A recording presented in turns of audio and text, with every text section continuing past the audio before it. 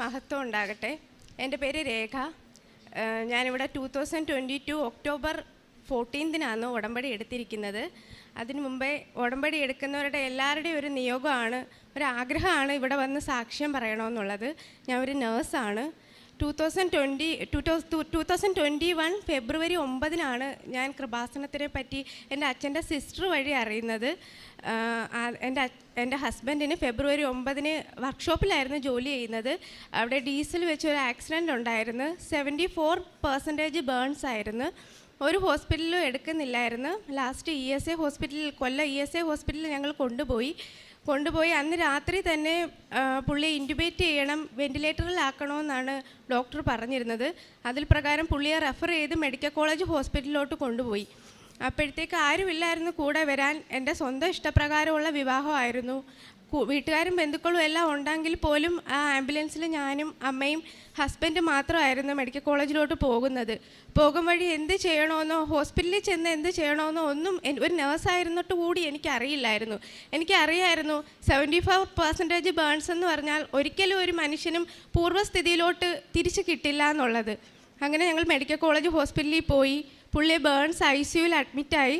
ആദ്യം തന്നെ ഡോക്ടർ എന്നോട് പറയുന്നത്, മുഖത്ത് നോക്കി എന്നോട് പറഞ്ഞു, നിങ്ങളുടെ ഹസ്ബൻഡിന് ജീവനോടെ ഇരിക്കില്ല, 3 ദിവസം മാത്രമേ ഉള്ളൂ അദ്ദേഹത്തിന് ജീവൻ ഉണ്ടാകുകയുള്ളൂ, ഇനി വെൻറ്റിലേറ്ററിലൊന്നും ആക്കണ്ട, മരിച്ചു പോകുമെന്നുള്ളതാണ്.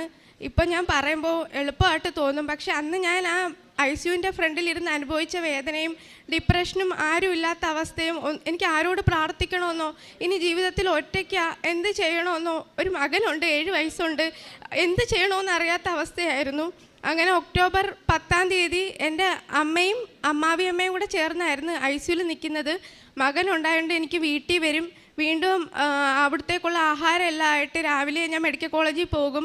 അവിടുന്ന് വീണ്ടും പുള്ളി എക്സസൈസൊക്കെ ചെയ്യിപ്പിക്കണമായിരുന്നു. അവിടുന്ന് വീണ്ടും തിരിച്ച് വീട്ടിൽ വരും, പിന്നെയും തിരിച്ച് ഹോസ്പിറ്റലിൽ പോകണമായിരുന്നു.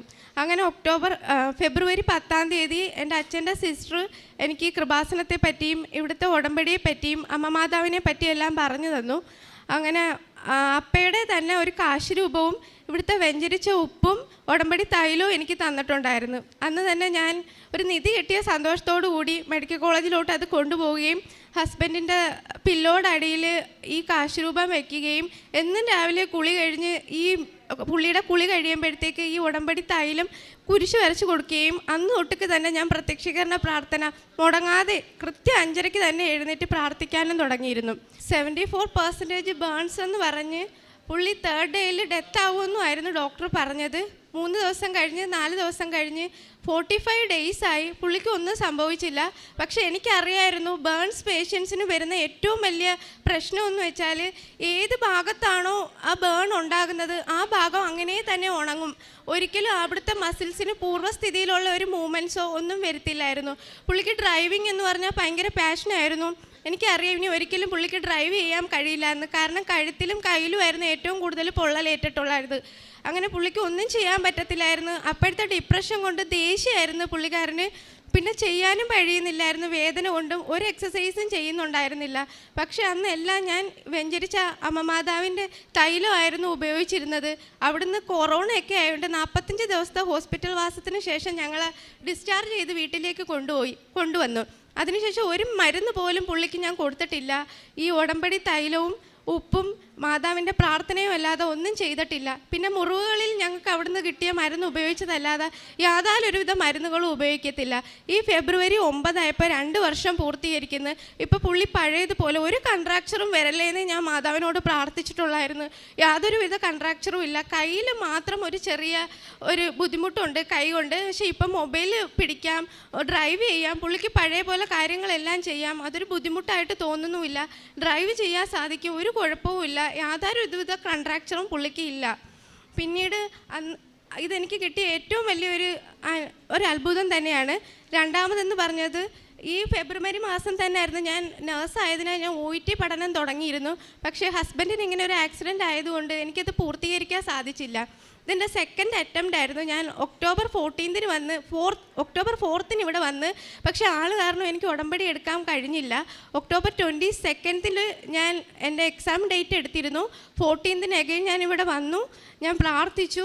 ഉടമ്പടി നിബന്ധനകളെല്ലാം കൃത്യമായും പ്രാർത്ഥിച്ചു. അച്ഛൻ്റെ ഉടമ്പടി ധ്യാനമൊക്കെ 2.5 മണിക്കൂർ എനിക്ക് ആദ്യം കൂടാനൊക്കെ ഭയങ്കര മടിയായിരുന്നു. പക്ഷേ പിന്നീട് അത് ഓരോ ആഴ്ച കൂടുന്തോറും എനിക്ക് ഓരോരോ ബോധ്യങ്ങളായിരുന്നു അതുവഴി കിട്ടുന്നത്. പിന്നെ ഞാൻ ധ്യാനത്തിലോട്ട് ഞാനൊരു അഡിക്ഷൻ പോലായിരുന്നു. എനിക്ക് കൃത്യമായ എല്ലാ നിയോഗങ്ങളും പാലിച്ചു. അന്ന് തൊട്ട് ഇന്ന് വരെ ഇതിപ്പോൾ എൻ്റെ 2ാമത്തെ ഉടമ്പടി പുതുക്കിയതാണ്. ഞാൻ ഒരു ധ്യാനം പോലും ഞാൻ മുടക്കിയിട്ടില്ല. ഒരു മാസം കൂടി ഇവിടെ വരാതിരുന്നിട്ടില്ല.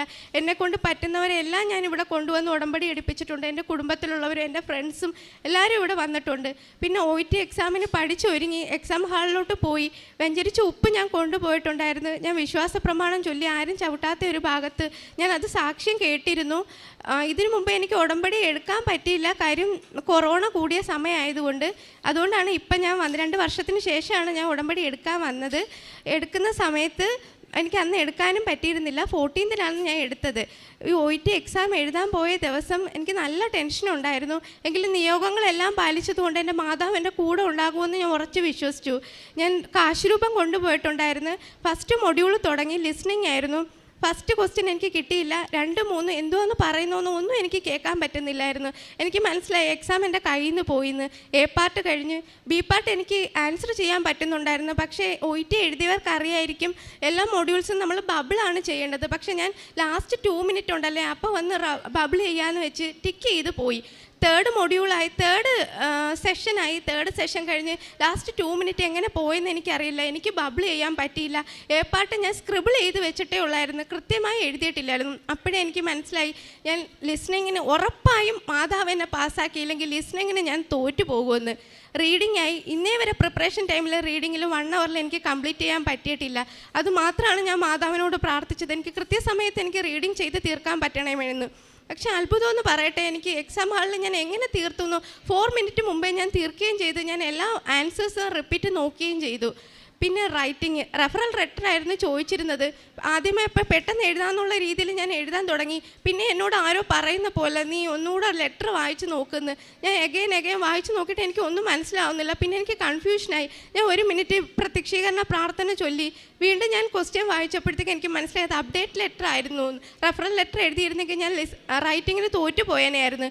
പെട്ടെന്ന് തന്നെ ഞാൻ ലെറ്റർ തിരുത്തി ഞാൻ അപ്ഡേറ്റ് ലെറ്റർ ആക്കി. പിന്നെ ഞാൻ പ്രാർത്ഥിച്ചിട്ടുണ്ടായിരുന്നു, എക്സാമിന് വരുന്ന എക്സാമിനർ ടഫാണെങ്കിൽ നമുക്ക് സംസാരിക്കാൻ പറ്റത്തില്ല. അത് എല്ലാ പിള്ളേരുടെയും ഒരു ബുദ്ധിമുട്ടായിരുന്നു. ഞാൻ പറഞ്ഞു എൻ്റെ മാതാവ് തന്നെ എൻ്റെ കൂടെ വന്നിരുന്ന് എൻ്റെ എക്സാമിനറായിട്ടിരിക്കണേ, എനിക്ക് മാതാവിൻ്റെ ഫിസിക്കൽ പ്രസൻസ് ഫീൽ ചെയ്യണേന്ന്. സത്യമായും അങ്ങനെ തന്നെ നടന്നത്. എനിക്കറിയത്തില്ല, അത്ര നല്ല എക്സാമിനറായിരുന്നു. നല്ലതുപോലെ ഞാൻ സ്പീക്കിംഗ് ചെയ്തു ഇറങ്ങി. എങ്കിലും എനിക്കറിയായിരുന്നു എനിക്ക് മെറിറ്റ് ഒന്നുമില്ല, ദൈവത്തിൻ്റെ ഗ്രേസ് ഉണ്ടെങ്കിൽ മാത്രമേ എനിക്ക് കിട്ടത്തുള്ളൂ. കാര്യം ലിസ്ണിങ് ഞാൻ തോറ്റുപോകും ഉറപ്പായിരുന്നു. അതിനുശേഷം ഞാൻ ഉടമ്പടി വന്ന് പുതുക്കി. ജനുവരി 14 പുതുക്കേണ്ട ഡേറ്റ്. കറക്റ്റായിട്ട് ഞാൻ വന്ന് പുതുക്കി. എല്ലാ നിയോഗങ്ങളും ഇപ്പോൾ വരെ നിബന്ധനകളും പാലിച്ചു പോരുന്നു. എക്സാം റിസൾട്ട് വന്നു. എനിക്ക് ഏറ്റവും കൂടുതൽ മാർക്ക് കിട്ടിയത് ലിസ്ണിങ്ങിനായിരുന്നു, 380. B ഗ്രേഡ് തന്നെ എനിക്ക് മാതാവ് എന്നെ പാസ്സാക്കിയിരുന്നു. പിന്നെ മൂന്നാമത്തെ എൻ്റെ ഒരു നിയോഗം എന്ന് പറഞ്ഞാൽ ഒരു വീട് എന്നുള്ളത് എൻ്റെ ഒരു സ്വപ്നം മാത്രമായിരുന്നു. അതിലോട്ട് ഞങ്ങൾ എത്തിപ്പെടുമെന്ന് എനിക്ക് അറിയത്തില്ലായിരുന്നു. ഇവിടെ വന്ന് ഞാൻ വെറുതെ എഴുതിയ ഒരു നിയോഗമായിരുന്നു ഒരു ഭവനം എന്നുള്ളത്. പക്ഷേ അപ്പോഴത്തന്നെ ഞങ്ങൾക്ക് ലോൺ സാങ്ഷൻ ആകുന്നില്ലായിരുന്നു. ഒരു ദിവസം നൈറ്റ് ഡ്യൂട്ടിയിൽ ഞാനൊരു സാക്ഷ്യം കേട്ടു, വീടിൻ്റെ 4 മൂലയിലും ഉപ്പ് കുഴിച്ചിട്ടതുപോലെ.